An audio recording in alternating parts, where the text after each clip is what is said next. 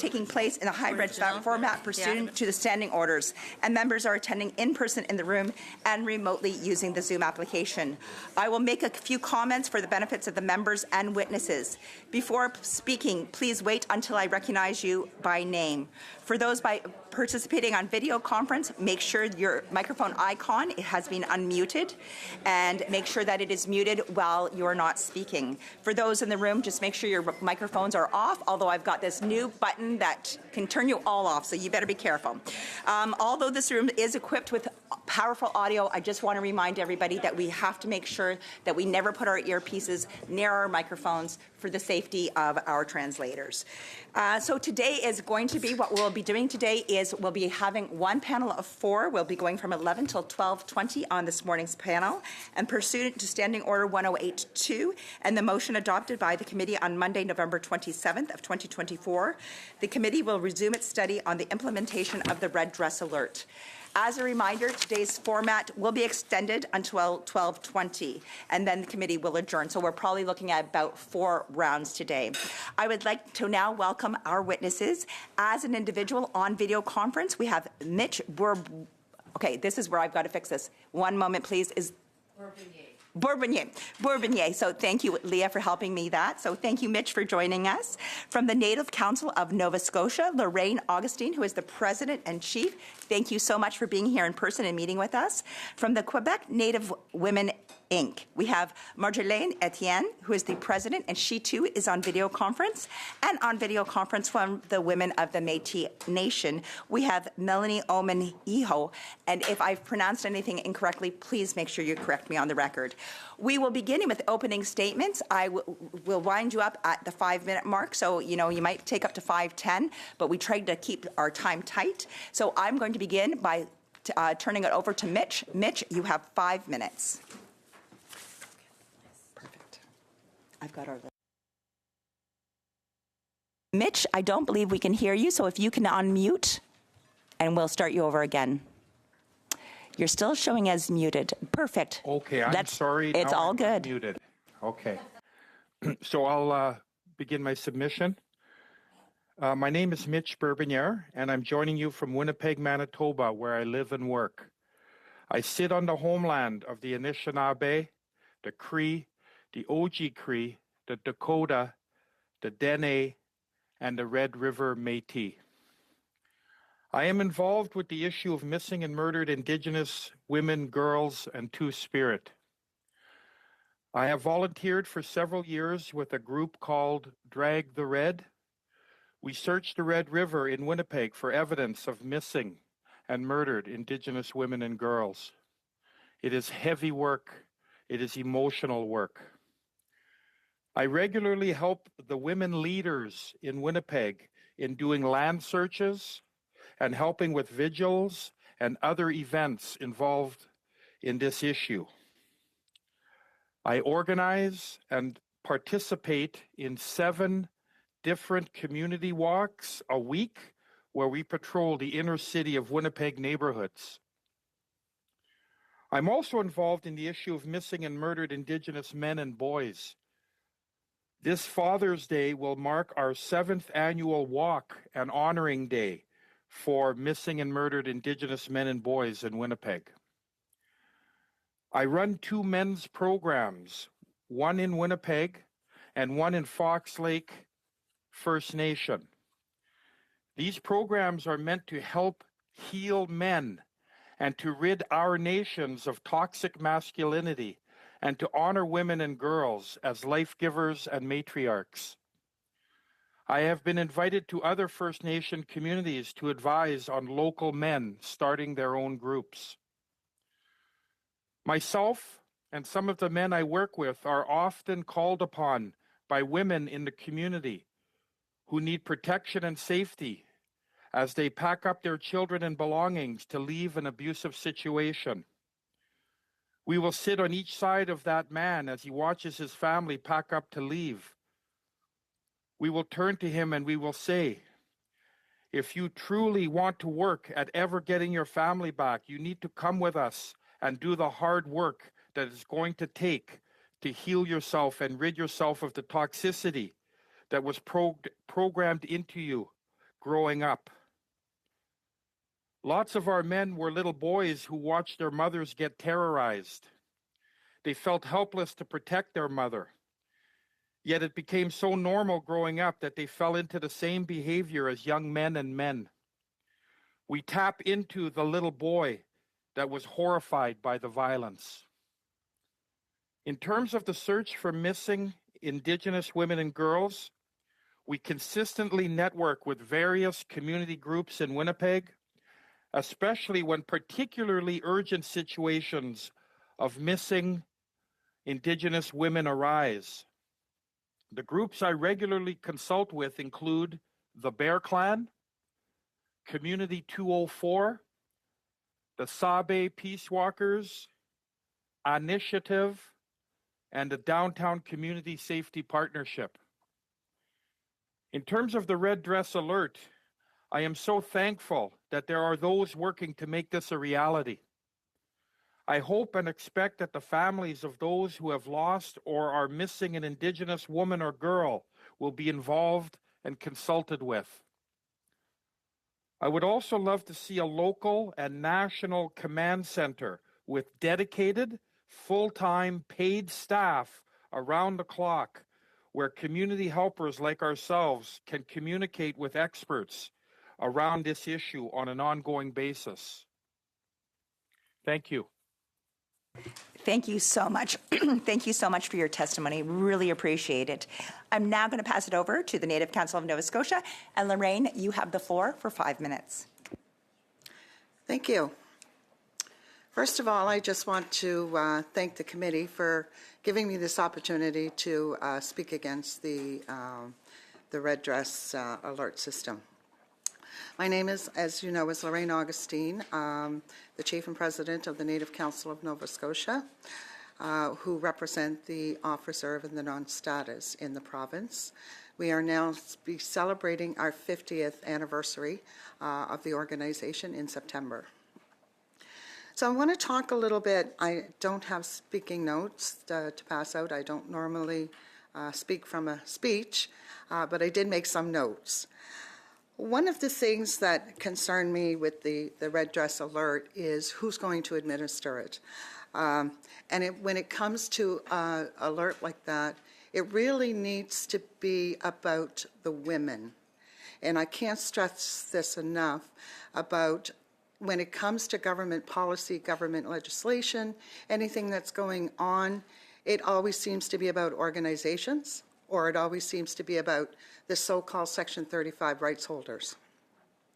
Well, if we really look at the Constitution, Section 35 talks nothing about rights. It just talks about who an Aboriginal person is within Canada.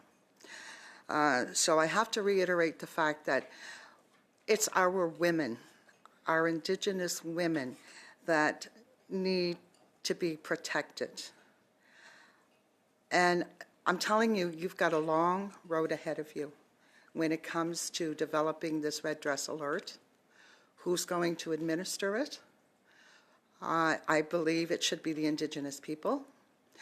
Is it going to be something that is going to be put off by a time frame?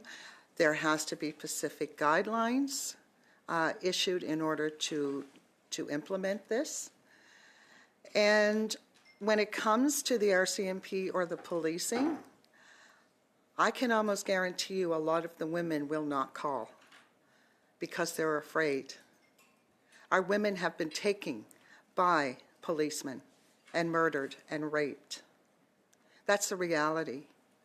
So when we're going to develop any kind of red alert system, we have to really be sure who is going to be administering this. And from my perspective, it needs to be the Indigenous organizations.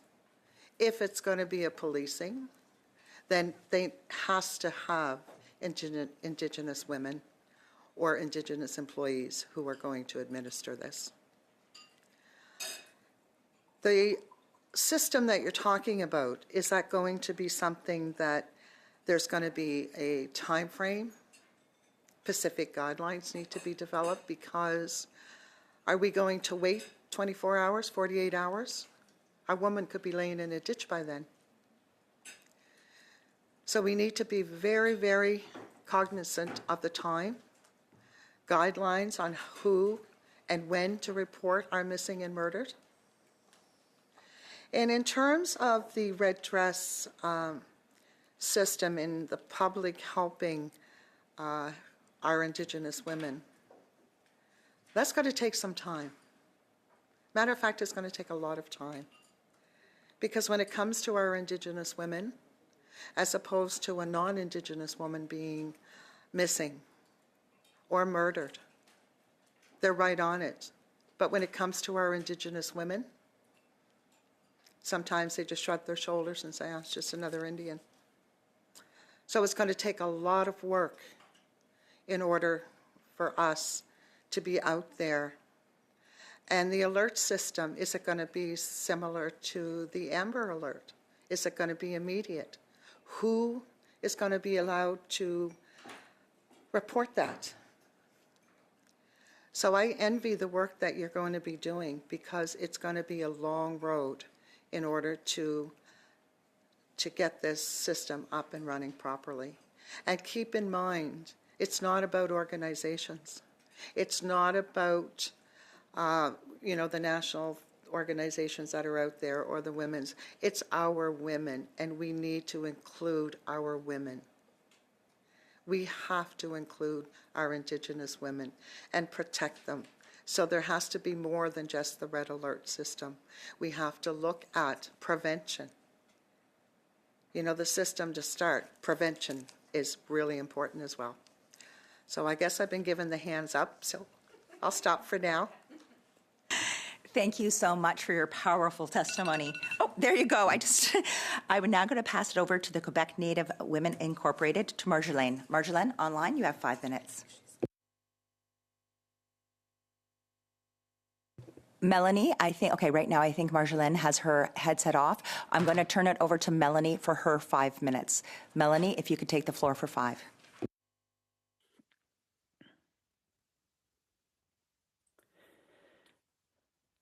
So good morning.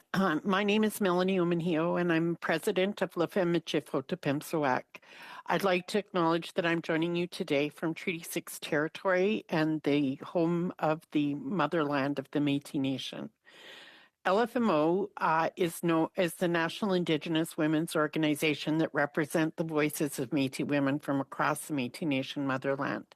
We advocate nationally and internationally for equal treatment, health, and well-being of all Métis people, with a focus on the rights, needs, and priorities of Métis women, youth, children, and 2S LGBTQIA+ persons. LFMO envisions a wider alert system that prioritizes first and foremost Indigenous women, youth, and 2S LGBTQ+ persons who are at risk of going missing, experiencing gender-based violence, and femicide.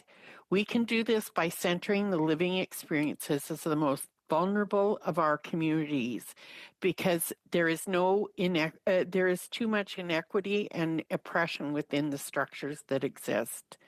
This includes Indigenous women, girls, and gender diverse persons who are already subject to missing persons reporting, and those who are likely to be subject to a red dress alert.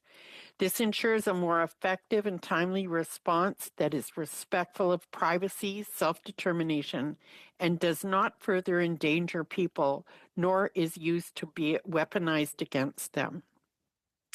In addition to operating from an Indigenous-led initiative and opening space for grassroots leadership grounded in community needs, the alert must include mechanisms wherein persons who may be subject to the alert can speak back or provide feedback about the process, including what has been helpful and what is harmful.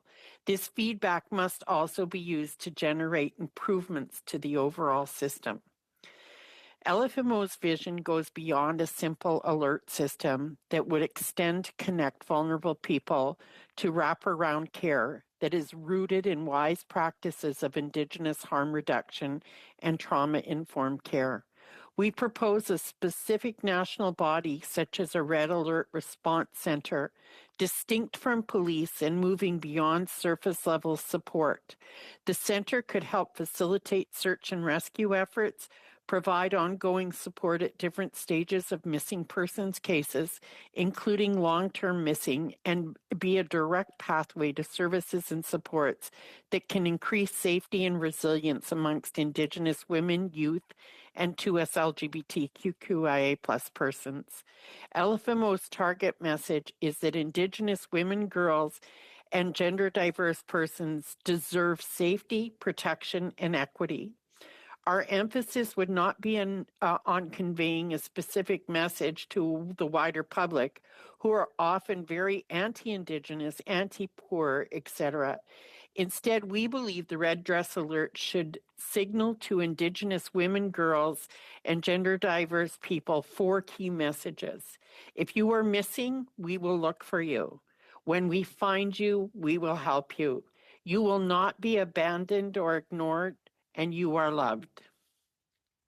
It's important to LFMO that the creation, implementation, and evaluation of the Red Dress Alert prioritize the needs and living experiences of Indigenous women, girls, and 2S LGBT persons above the general public's needs or awareness raising. The Red Dress Alert must be more than simple alert system where the case is closed once a person has been located safe or deceased. It must be a tangible way in which we can increase capacity for safety, decrease harms against already hyper-surveillance groups, and connect those who go missing or are at risk to well-funded services and supports. The overall goal must be for a Red Dress Alert to produce actual quantifiable material changes in the lives of Indigenous women, girls, and gender diverse persons and their families and communities. It must meet the needs and reach those who are already or likely to be impacted by MMIWG. If a Red Dress Alert response were created, there would also be related contact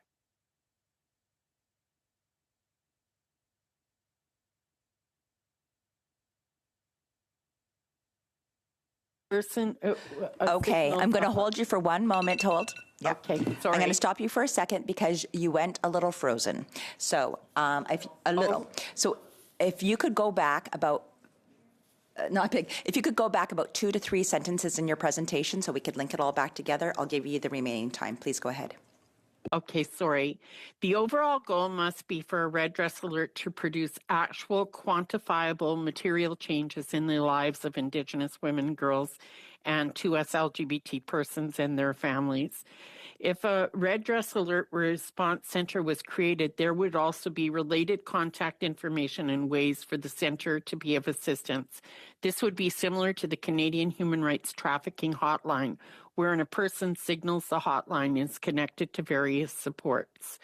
So I'm going to end it there, but I would also like to advise that LFMO also really appreciates the fact that a Red Dress Alert may be too gender specific and may not be inclusive enough, and we need to find a way to make sure that whatever terminology we use is inclusive of everybody. Thank you so much for your testimony. Really well appreciated. I'm now going to turn it back to the Quebec Native Women's Incorporated and Marjolaine. Online, you have the floor for 5 minutes.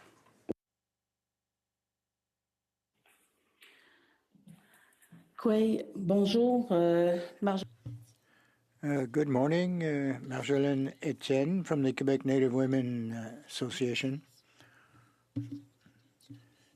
Our organization is going to mark in May its 50th year of existence as an organization. And I think it would be important for me to point out that 50 years of history, of action,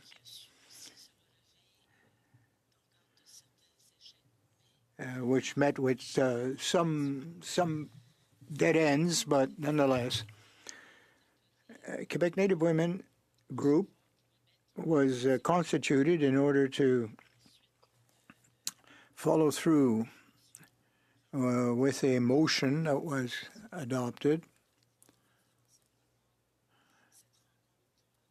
And we were able to meet, I believe it was in January or perhaps December last.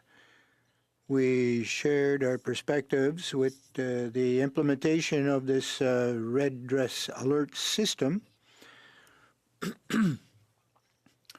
We provided our comments, and of course, there's some unique aspects which has to be taken into consideration if we are to develop this alert program adequately. In Quebec, there are certain features that will perhaps assist or hinder the implementation. Different from the rest of the country, perhaps.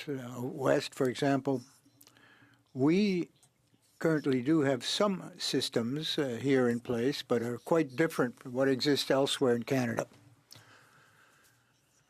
As an organization, we, of course, agree with this notion, and we're anxious to see the implementation of such a system, an alert system, because it's part of a solution. And we want to optimize, maximize the security of women and girls, whether they're in their own home communities or urbanized in the Quebec society. So we're for a system. But as for its implementation, we believe that the best way to implement this system for Quebec, red dress alert, would require that we gather together at the same table all the stakeholders and participants, those who will be affected. And they should have roles and responsibilities, of course. And I'm referring, in this case, to our law enforcement organizations, the police in Quebec. But not only that,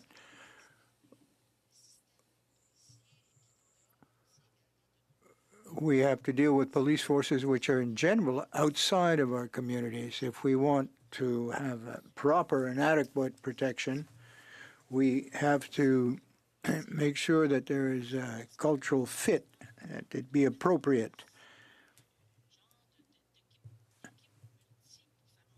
We have to have a multidisciplinary team so that we can attain results and deal with these either disappeared individuals or murdered, assassinated individuals. But implementation is the setup of a new organization. But prior to that,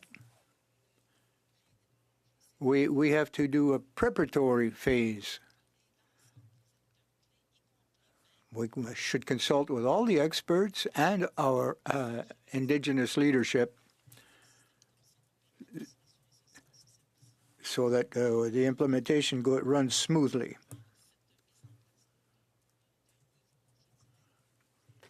And it has to be a comprehensive approach, holistic. There are some key players that are going to be required for this implementation process. We quite recently had an opportunity to discuss and consult with the chief of police, provincial.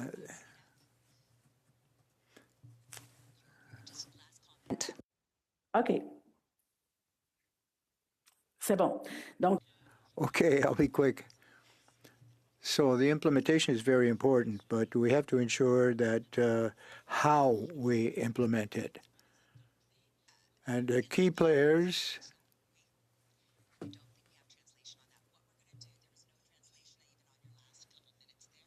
So what I'm going to do is we will ensure that when we have questions and answers, giving you the opportunity to continue with your thoughts, okay? You had translation? Mine's on English and I didn't have, just me? It shows English and I had no. It's supposed to be okay. Yeah, I had no translation. Okay. Yeah, I didn't have any translation on mine. So. Well, we're on air now, if you like. Thank you. Me, sir, you know that. You've worked with me many times. So, so what we were going to do is we will turn into the first 6 minutes for each person. I will pass the floor over to Anna for your lines of question. Anna, you have 6 minutes. Thank you, Madam Chair, and thank you to the witnesses for being here. This is a very important topic, and I have a few questions, so I am going to start with Madame Lorraine Agostini. Did I pronounce that properly? You did. Oh, great. Thank you. Yes. Because it could be Italian, Agostini. In French? Oh, okay. Yeah. So you mentioned that the alert system has to be administered by the Indigenous people. Is that correct? Yes, So that is what I said. Okay, so I'm just looking at some stats.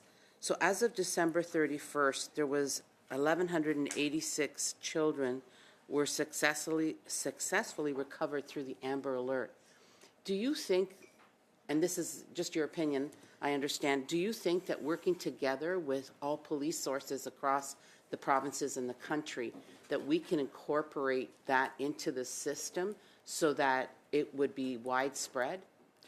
Absolutely, I think you could, keeping in mind, though, that you need to have Indigenous peoples administering that rather than just the policing.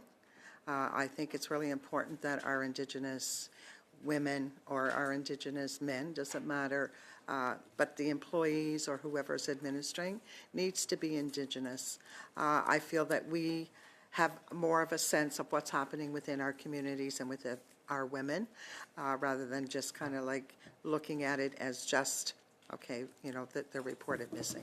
I think because of the stats of how many women, Indigenous women that have gone murdered and missing, I think it calls for that type of administration.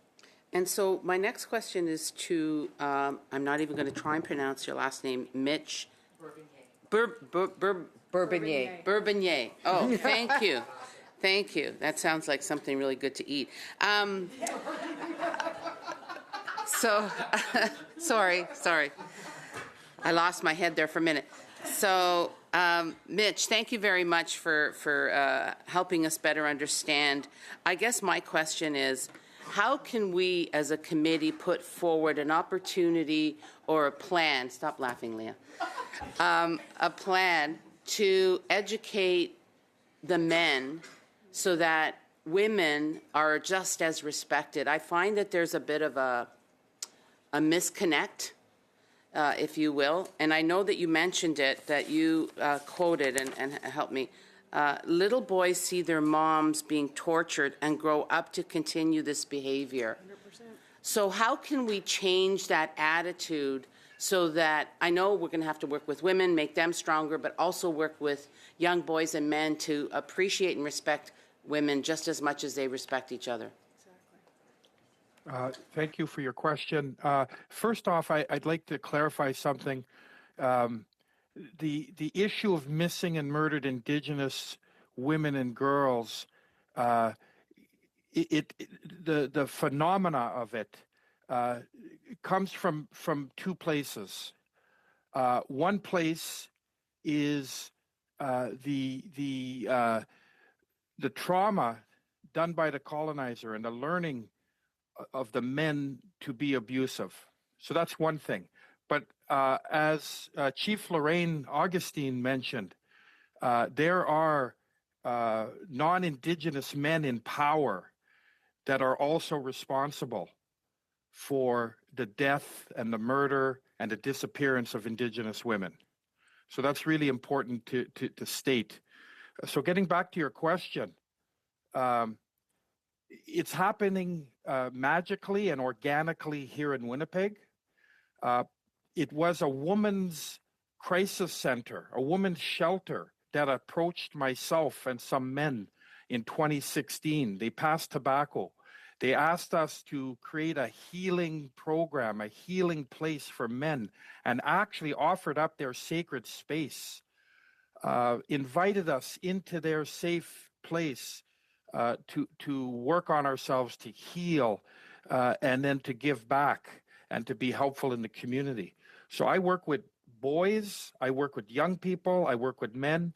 That was our first men's group of that kind in Winnipeg. And now today, any day of the week, there's a place for a man to go and to be with other men and learn of the sacredness of women as life givers and matriarchs. So I have some stats here from Stats Canada.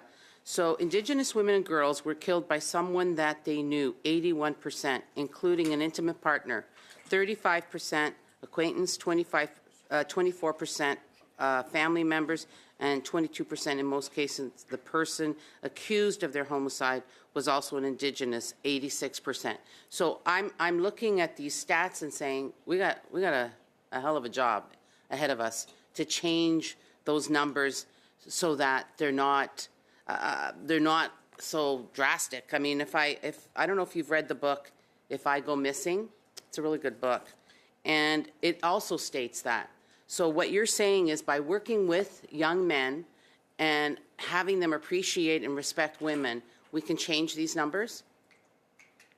Yes, and we also need to address the other 20-25%, because that doesn't happen to any other communities, where 20 to 25% of people come into the Indigenous community to abuse, take, kill, rape, and murder Indigenous women and girls. Thank you so much. We're now going to pass it on for the next round to the next call to Anita. Anita Vanderbilt, you have the floor for 6 minutes. Thank you, Madam Chair, and I want to thank all of you for your testimony and also all of the work that you do. And I think if there's one takeaway from everything that each of you have said, is this issue of trust. The system needs to be trusted, and that is something that's not easy to do, is what I'm taking from some of your testimony. I'd like to pick up on something that you, Ms. Augustine, and I think Ms. Omanijo also touched on this, and it's the role of the public. Because the idea, certainly in my mind, when we talk about a red dress alert, has been to be like an Amber Alert, where it would be everybody's eyes out there searching, looking, to multiply the chances that these women will be found. But your testimony, and I think rightly so, points out that there's racism and bias in the public, and that the trust issue we talked about might also be a distrust of the general public, and then you get into privacy and issues like that. So I was wondering if you could start, Ms. Augustine, and then Ms. Omanijo, and then if the others wanted to jump in on that issue. Okay, well, thank you for the question. I think the biggest issue is the awareness. A lot of the general public don't even know what's happening with Indigenous peoples, let alone what's happening to our Indigenous women. It's going to take a lot of education, a lot of awareness that this is happening. And as one of your colleagues mentioned, even about the stats. If you look at the stats of Indigenous women, you look at the stats of a non-Indigenous woman, it's very alarming. And I think that we have to let the general public know what's really happening with our Indigenous women. And until we do that, a lot of them, I'm not saying all of them, but the majority of them really don't give a hoot, I'm sorry to say, unless it happens to them in their immediate family or someone that they know. That's when they start, oh my gosh, this is really happening out there. And I think it's going to take a lot of education to make the public aware what's happening with our Indigenous women, and I think the red dress awareness is a good start. Okay, I guess the question that I want to ask is it possible that it can cause harm if it goes to the public without that kind of Yes, awareness? I do believe it can cause harm. Okay. To some degree, yes, absolutely. Thank you. And Ms. Omanijo, you used a term that is really alarming. You said that this could be weaponized against women. I wonder if you could weigh in on the same subject. So this can be weaponized. First off, I want to know, I recognize the comparison between the Amber Alert system and what we're asking for with the Red Dress Alert system. And I'm going to be one of those people that doesn't believe the Amber Alert system is always the best system, because police control as to who actually gets put onto an Amber Alert and who doesn't. But the issue for us in when we're dealing with the red dress alert is when people's phones suddenly go off with these alert systems, and it doesn't have to just be Amber Alerts, their eyeballs start rolling. They don't like the fact that they've had intrusiveness into their lives. We need to make sure that doesn't happen with a red dress alert. The other thing is that women become vulnerable when we target and we're looking for them, especially if some of these women are hiding because they've had perpetrators that are abusing them, and they may have gone into hiding. So we need to make sure that if that is the case, that those women, and I keep saying women, but it's so people that are vulnerable, that might be the youth or the 2S LGBT, if they are in hiding, that we haven't set them up to be, aggressively pursued by people that have been causing them harm. There are many things within this thing that we'll have to be very careful as it's being implemented to ensure that it really is about the safety and well-being of people. Thank you. I think that is a very alarming possibility that certainly I think the committee needs to take into consideration. Do the other two witnesses want to weigh in on this before I go to my next question?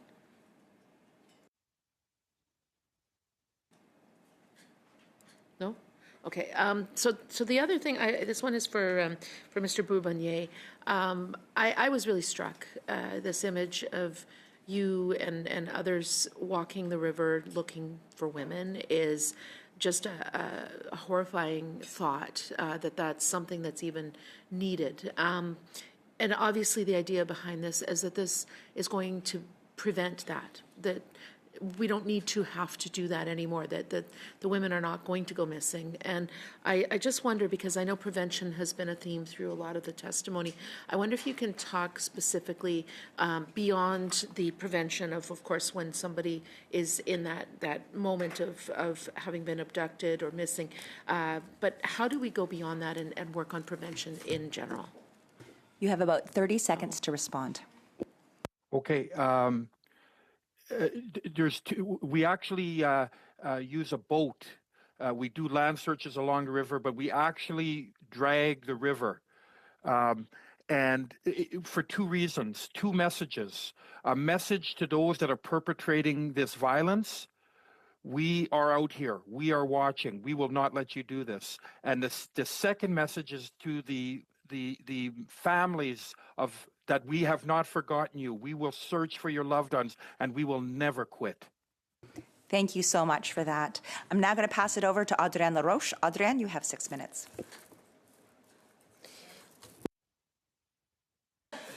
Merci beaucoup, Madame la Thank you very much, Madam Chair.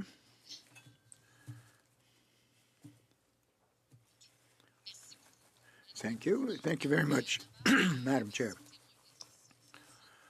Now, we want to thank also the witnesses that are with us this morning for the Red Dress Alert. You've all made some interesting contribution. Now, I'd like to deal with perhaps with Madame Etienne, Women of Quebec. First of all, congratulations on your 50th anniversary of your organization. That's quite an accomplishment. 50 years of hard work to defend the rights and the lives of our Indigenous women and girls. Now, in the perspective of the Red Dress Alert, you stressed the specificity of the situation in Quebec. There's a lot of different initiatives that are undertaken in various communities and throughout Quebec, throughout all the other provinces as well. Now, how do you think that we can get the proper fit of this new program or this Red Dress Alert and make it work in conjunction with and fit with the other alert systems that may exist in other communities? Well, thank you very much for your question. The specificity that I'd like to point out is that when we talk about national, in quotes, that's a step ahead, if you will. But the particularities that I'd like to bring to the discussion, if we want to ensure maximum security and safety, and if we want to build trust in the implementation of this program, we have to get together. We have to get consulting with various stakeholders and participants, public services, police forces, in the various communities. We have to ensure that it's a structured approach, a planned approach. Public awareness, education of vital factors, and of course it's a three-way play. We have to get our message across, and that these roundtables, these discussions based on local conditions,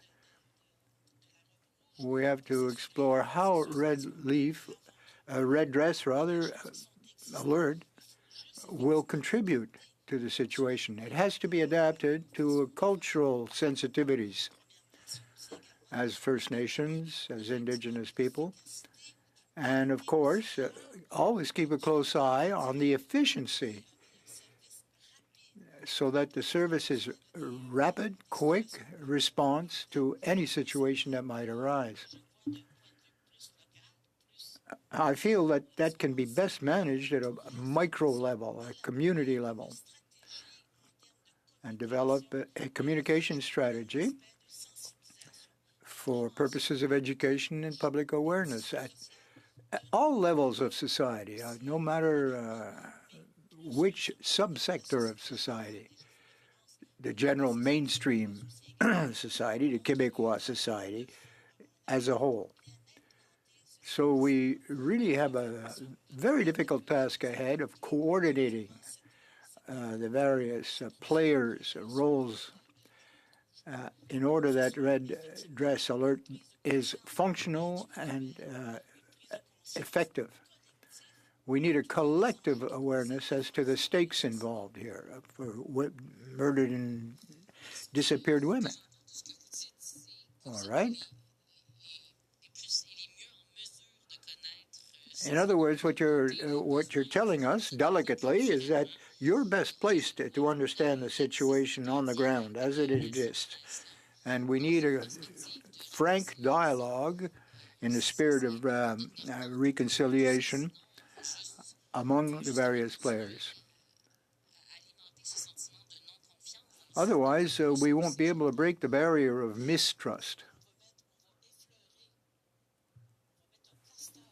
Well, it's like putting a Band-Aid on a situation which is not yet healed. Yeah, you interpreted that very well. Reconciliation, mutual trust, get everybody around the same table and work together on a joint project, something that draws people together, that ends up with a cohesive approach to the situation. And the spirit of reconciliation, of course. And we are the best placed to judge and to provide information and the elements that will meet the real needs of these women who are potential victims of MMIG. Madame Etienne, as to this consultation table, other than the forces of law and order, police in other words, who else would be at the table? Well, organizations such as ours, 50 years of expertise and lived experience of the lives of women and girls. The regional chiefs of the First Nations in Quebec, and Labrador, for example. He is the principal representative of all the First Nations in Quebec. The Chief of Police Association, the SQ, Sécurité Québec. Madame Beausoleil,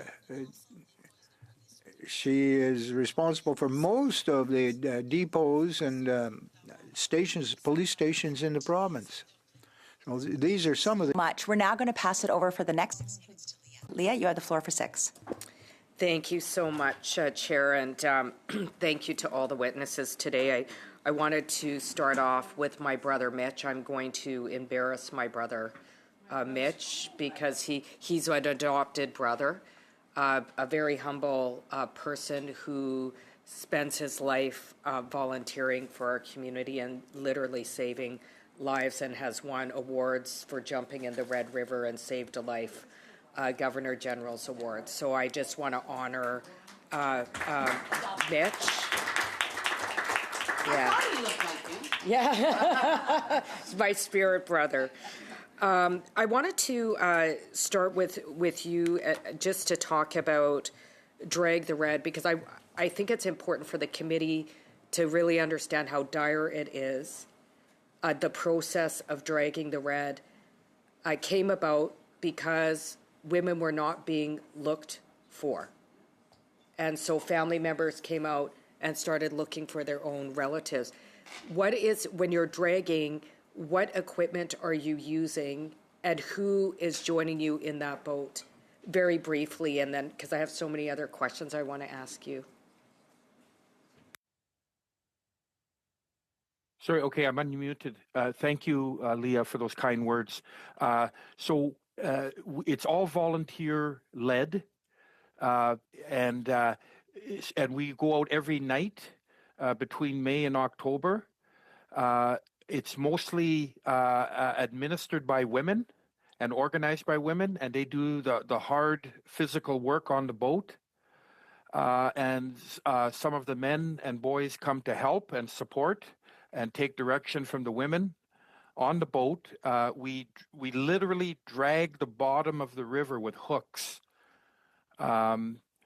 We did actually find a young man a few years ago, and that young man was known to me, and we were able to bring that young man back home to his family. But many, many, many women have turned up in that river. And many more are lost to that river, and that river could tell stories. So it's very emotional work.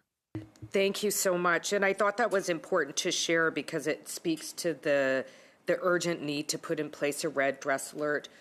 We shouldn't have to search the bottom of rivers for our relatives. We are valuable and precious. I wanted to talk about, you spoke about normalized violence within our community, but I wanted you to speak a little bit more about normalized violence outside of our community. I say that because the last serial killer, the last murderer, he currently on trial, or I guess accused serial killer, was a white male. Sean Lamb, who was accused of murdering Tina Fontaine, another white male. So I think it's important, because often Indigenous men are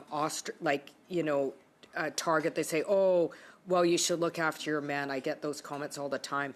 Can we talk about normalized violence in the broader society against Indigenous women particularly? Can I respond to that? Yes. Okay, so in 1990, we created the Bear Clan Patrol.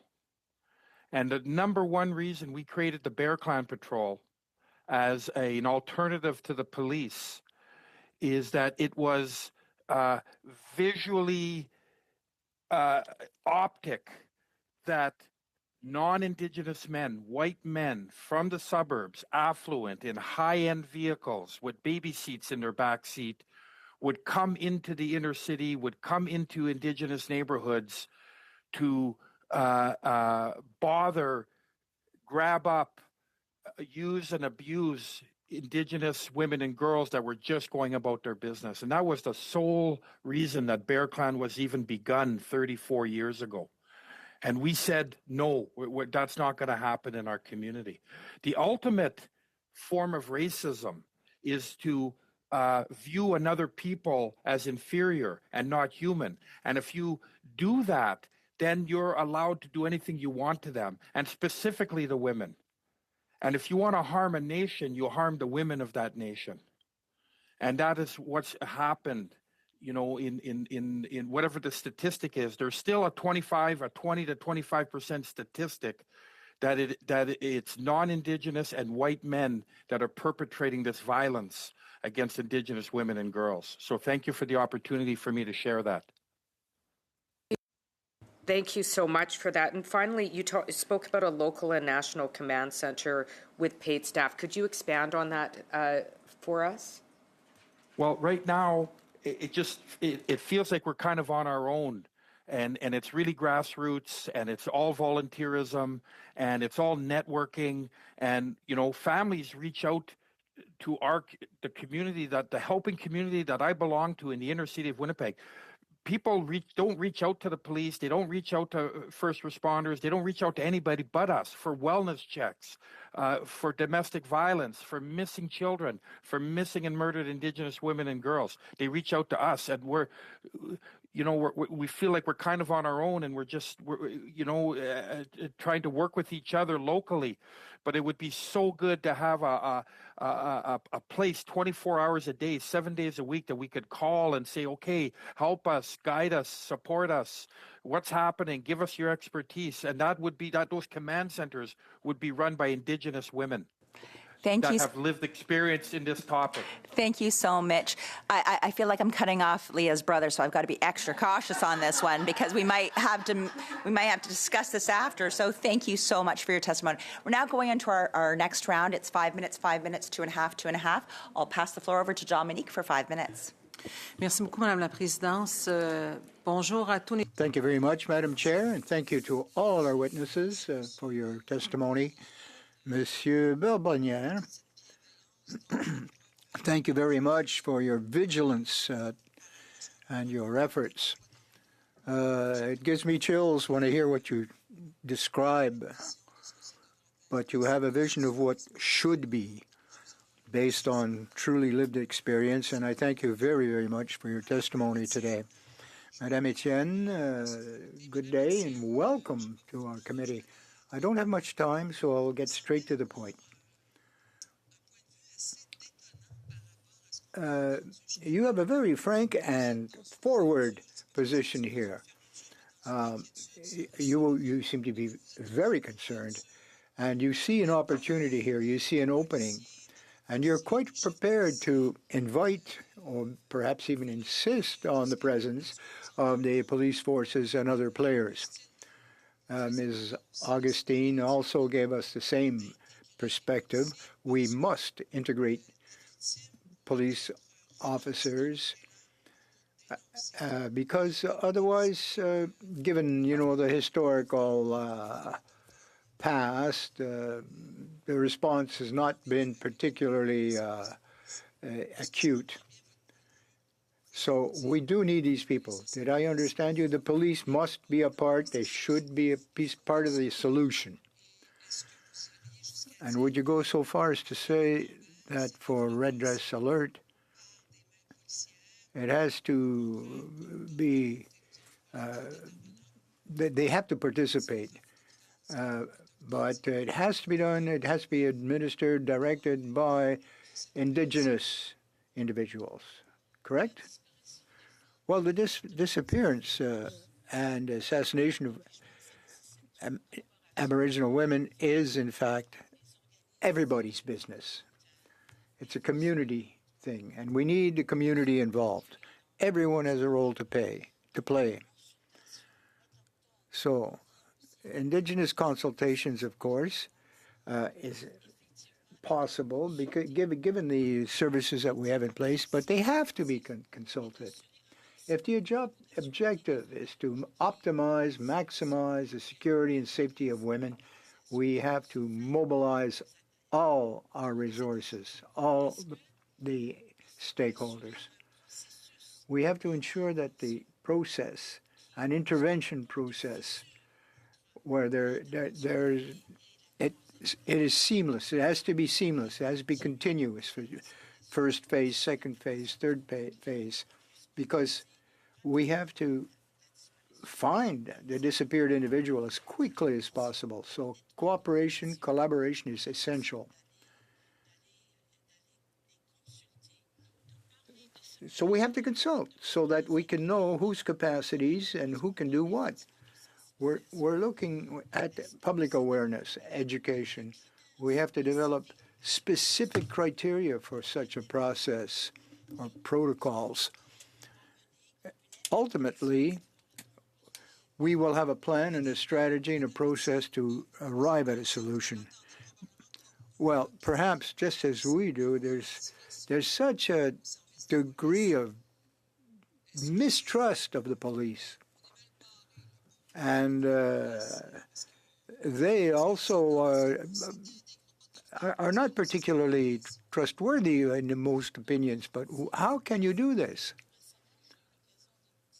Well, quite recently, I had a good conversation with the head of Aboriginal police forces, and they are also very aware of the situation. So everybody's expressing goodwill as far as you're concerned. Yes, this is why I'm saying in Quebec, there is a deep concern on the situation. Madame Etienne?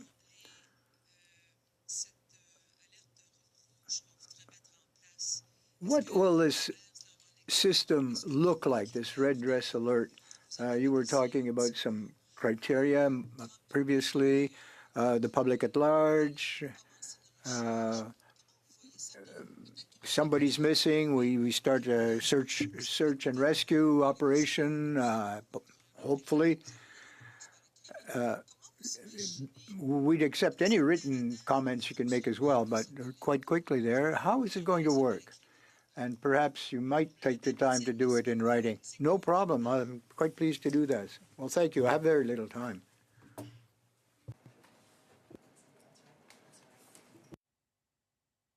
She's done. Merci, merci. Thanks so much. I had a little. I'm now going to pass it over to Lisa. Lisa, you have the floor for 5 minutes. Thank you, Chair. And thank you to all of our witnesses today. You've all given us a lot to think about and really valuable insight. I would like to start with Leah's brother, Mitch Bourbignère. Mitch, I have to tell you how impactful your testimony has been today. We've learned a lot from you.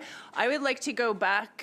In your opening statement, you talked about how you help get men and boys away from these ideas of toxic masculinity. You tap into the horror of the little boy who saw his mother getting hurt, and until that behavior became normalized. I think typically, historically, in Indigenous communities, people did think of women as life givers and matriarchs, and I'd like to hear more about your work and how we tap into the horror of that little boy and how we start changing this toxic masculinity. What can we learn from you to take to other cultures is what I'm asking. Thank you. I'm also cognizant that I don't want to take up too much airtime on this panel in terms of being a male and taking up space. So I'm really looking forward to hearing from my other panelists as well. But just to quickly answer the question around in Winnipeg and in Manitoba, it has been organic. It has been.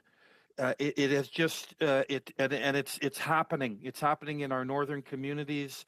I'm getting all kinds of inquiries to travel, to meet with communities, to meet with the women, in terms of helping the men find a vehicle for healing. So it's happening. It's definitely happening in Manitoba. Thank you very much. We know that in order to address gender-based violence, it's not just it's not a women's problem, and it can't just be women trying to solve it. We need to bring men and boys into the conversation, and so thank you for doing that work. You also, I want to go back to your idea about the 24/7 command center, but maybe I'll direct my question to Madame Augustine. this is exactly what we're trying to do in this committee, is decide exactly how this red dress alert will be rolled out, what should it look like, who should administer it. And I'd like to know more about your idea of this administration. So if we had an Amber Alert system, it's run by the Weather Network, Pelmorex, right now, but the Weather Network doesn't decide who sends out the alerts. Like, they just have the platform, right? So it's the platform, the Amber Alert platform, and then they can make it however they want. They can, you know, maybe it goes direct to a 24/7 command center staffed by Indigenous women, and they're the ones who make the decision as to whether or not a red dress alert goes out. But it can still be on the platform that was created for the Amber Alert system. Maybe you could just talk about how you envision this working, because it's exactly what we're trying to get to here. Right. Well, I envision it being a 24/7, obviously. And I think the administration, on what platform we use, we have to ensure that it's getting out there, you know, similar to the Amber Alert. That's really important. But the command center, I think, as I said before, it has to be run by Indigenous. It has to be 24/7. And it also has to have the guidelines and be there for the family to report that, right? So if it's not Indigenous-led, a lot of times our women, and even our families, don't want to call and report, because if they say it's an Indigenous woman, they're not going to get the reaction that they want. So it does have to be, I believe, a 24-hour, 24/7 command center. And do you see this as a national, is it national, does it go out nationally, no. Or is it local, is it regional? It has to be national right across the board. Every single province has to be on board with it. Otherwise, it's not going to work. And the Weather Network, or the Pelmorex, I know also can have it set up any way we want. So if it's the Indigenous Women's Task Force that decides if it goes out, they can decide if it's an intrusive alarm that wakes people up in the middle of the night. They can decide if the alarm only goes to a small area of the community, of the country. And it should be the administrator who determines that. Right. Perfect. Right. That's who I think it should be. Perfect. Thank you. Yeah. Thank you so much. We're now going to go for 2.5 minutes, and I'll pass the floor over to Adrienne. Merci beaucoup, Madame la Présidente. Thanks once again, Madam Chair. I'd like to continue in this second round, perhaps a third leader, but we were talking just earlier, and the composition of who's going to be around the table. As diversified as possible and as much expertise as we can gather. I'd like to talk about continuity of service. Obviously, we need a starting point. We have to organize. Then we need the tools and resources to be able to find these missing and murdered women. We should have the legal authority to intervene. And we have to be able to help guide these individuals in rehabilitation or reinsertion in society. How do you think we can go about that? Well, as I said before, it's everyone's business. Everyone is involved. And we have to have a collective awareness of the situation in order to ensure a continuous and ongoing service for all women. So, now I don't want to repeat old stories here or history, but we have to look at how we've been doing things. And I think it's this self-examination that's going to help us discover where the flaws are so that we can arrive at a better way of doing business. It has to begin with the details at the local ground, grassroots level. These are the first participants. Indigenous women live in a context. They live in their home community. They live in a Quebec society. And we have to gather together all people that are involved. Now, of course, a higher order of thinking, if you will. We have to be able to depend on the grassroots as a resource. It's essential.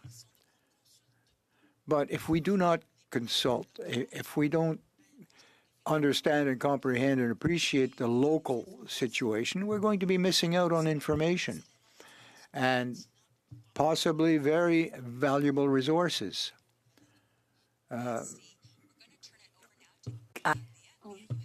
Minutes.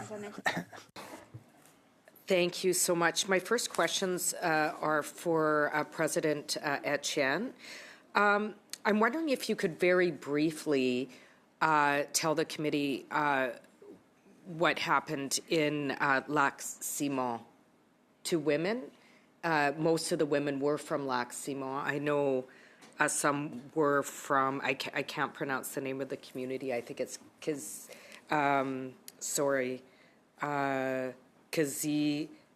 Kazizijak? What happened there with the police?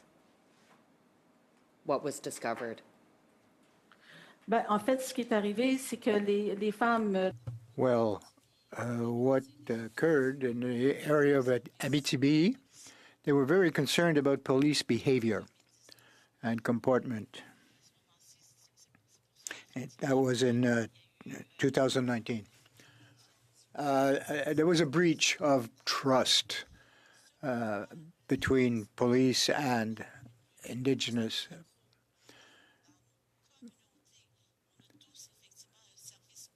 Because in each of our communities, we do have Indigenous police presence. And I believe that a consultation within the communities, in each and every Indigenous community, we can, in fact, stimulate a conversation based on the actual needs of Indigenous women. That's the base. Was there reported police violence against Indigenous women from these communities? By the police, by the SQ?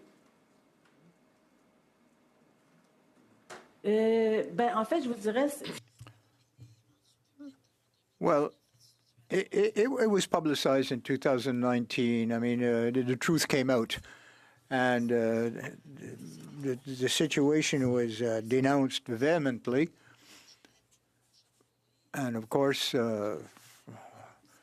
I think they were very brave in exposing this. There's been a documentary presentation on RDI, the CBC French network, on that. Other situations.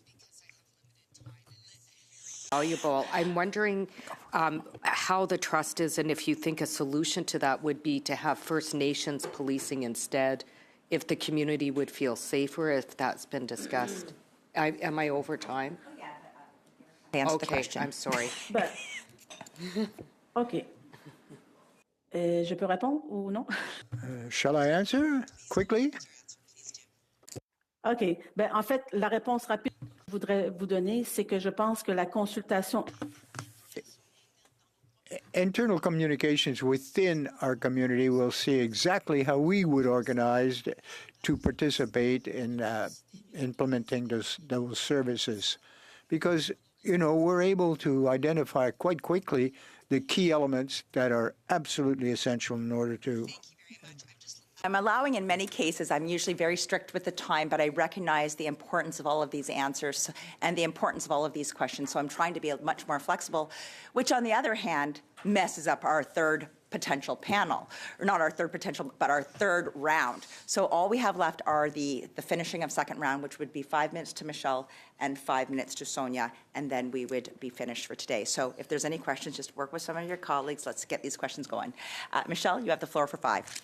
Thank you so much, Chair, and thank you so much to our witnesses. This is such an important study, and thanks to my colleague, Leah Gazan, for doing this study.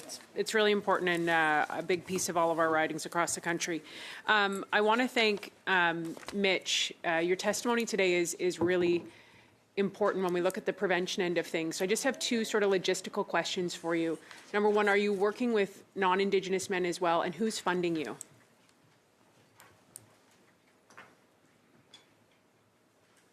I can't hear you, Okay, Mitch. I'm on you. Yeah. Okay.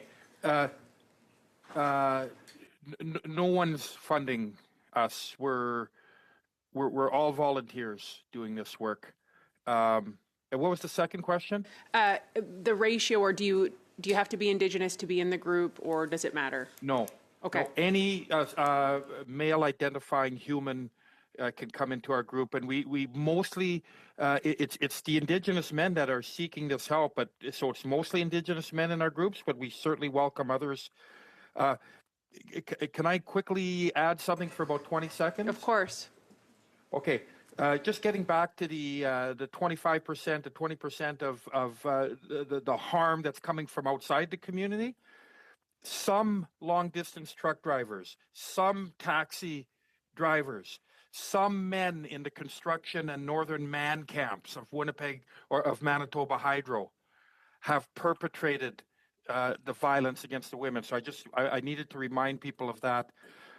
And real quickly, I have to, because I'm a male here, I have to honor my women, our women in Manitoba, Leah Gazan, Hilda Anderson-Prees, Sandra Delarond, Cora Morgan, Minister Bernadette Smith, our MLA, who co-founded Drag the Red, and Minister Nahani Fontaine, who's created the Matriarch Circle. So thank you. Thank you. I love your Oscar speech.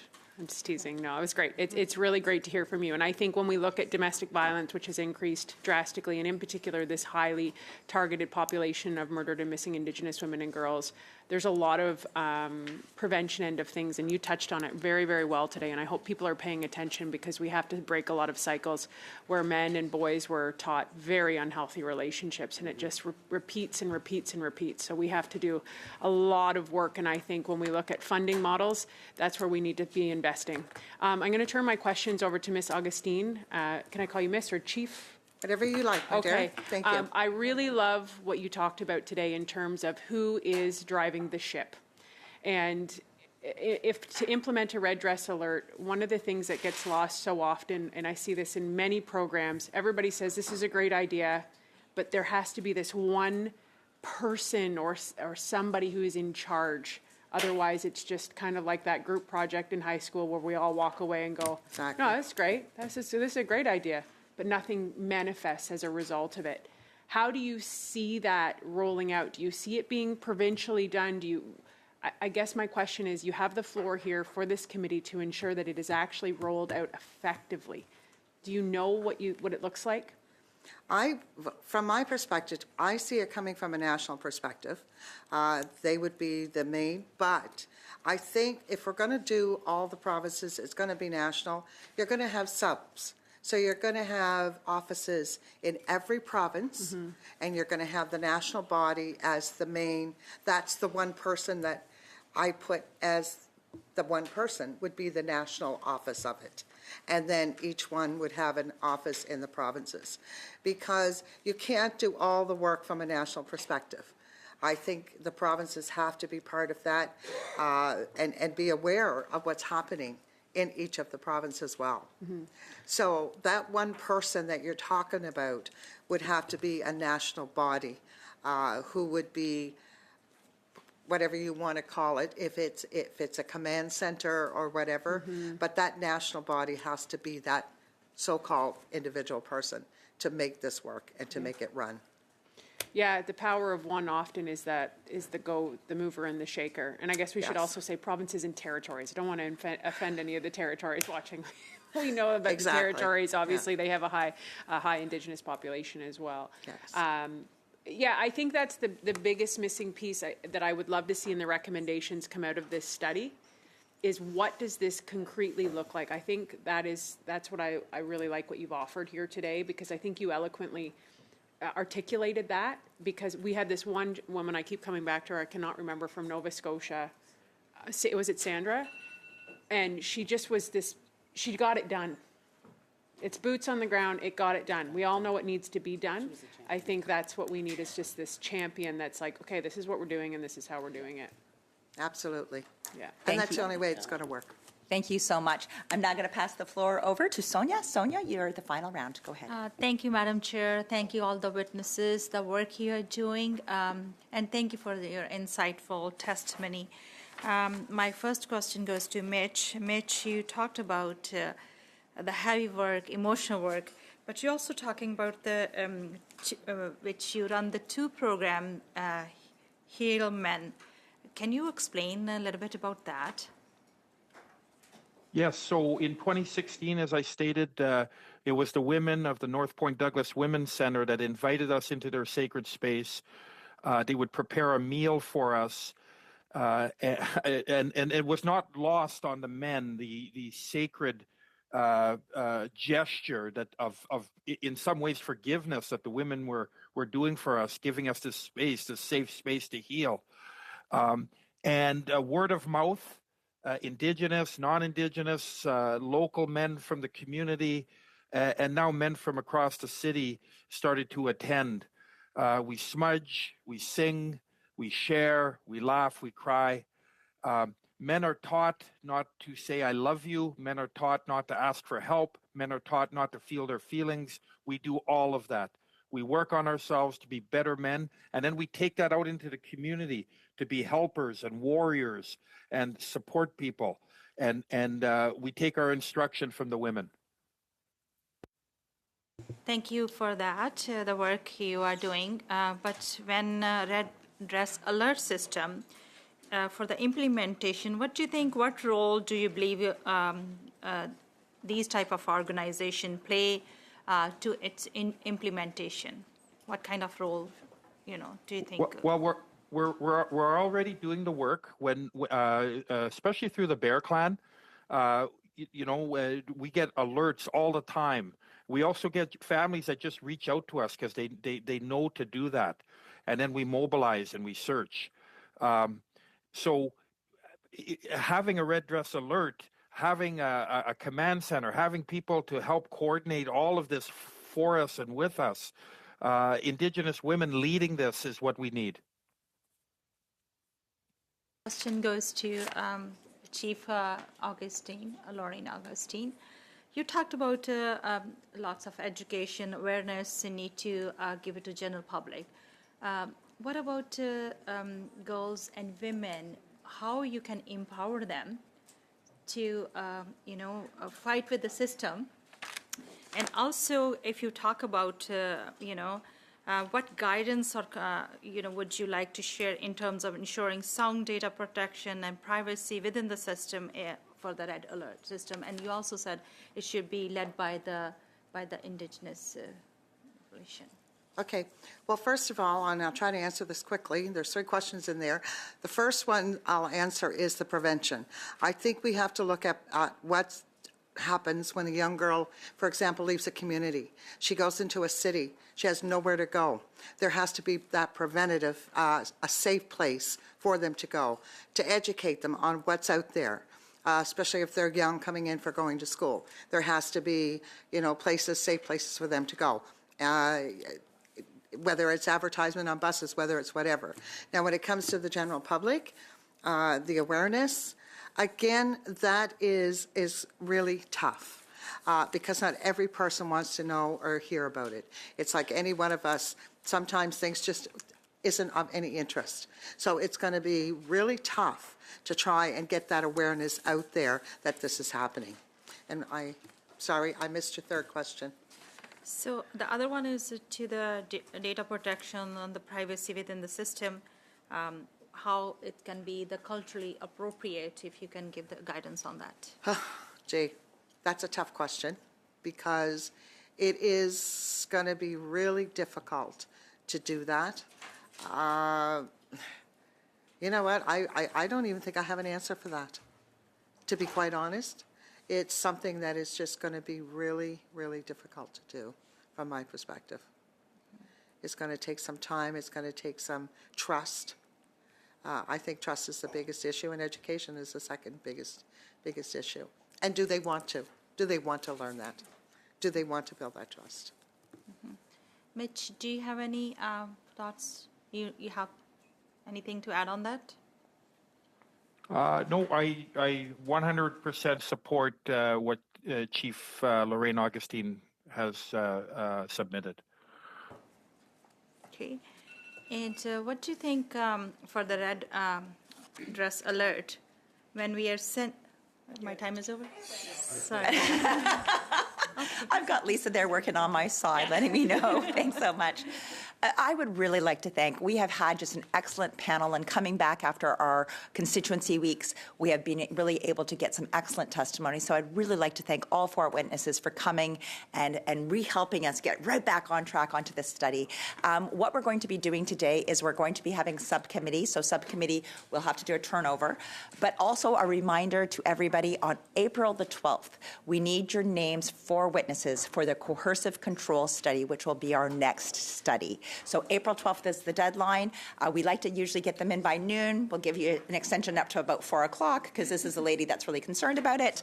But if you could get that in, and reminder, addresses, phone numbers, whatever data you have. Are we okay to adjourn? Yes. Seeing us adjourned? There we go.